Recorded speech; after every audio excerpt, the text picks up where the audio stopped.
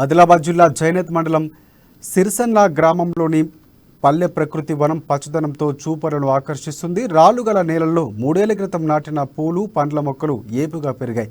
జైనత్ మండలంలోని ఈ పల్లె ప్రకృతి వనం పలు గ్రామాలకు ఆదర్శంగా నిలుస్తుంది.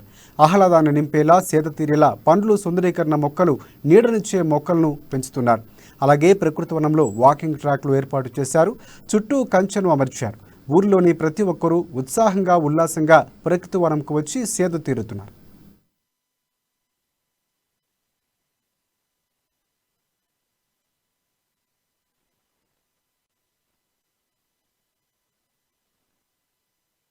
దీన్ని చూడడానికి పిల్లలు వస్తారు, పెద్దోళ్ళు వస్తారు, పూల కోసం వస్తారు, ఆడోళ్ళు తెంపుకపోతారు.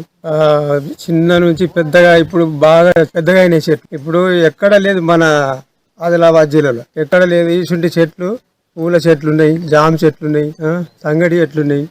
నాకు పైసలు రాకున్నప్పటికీ ఇక్కడ పని చేసుకుంటే ఏరుతున్నా. అప్పుడప్పుడు సర్పంచ్ సభ వస్తాడు, చూస్తాడు, ఇక్కడ మస్తు చూస్తుంది, ఫోటో తీసుకుంటారు, పోతారు.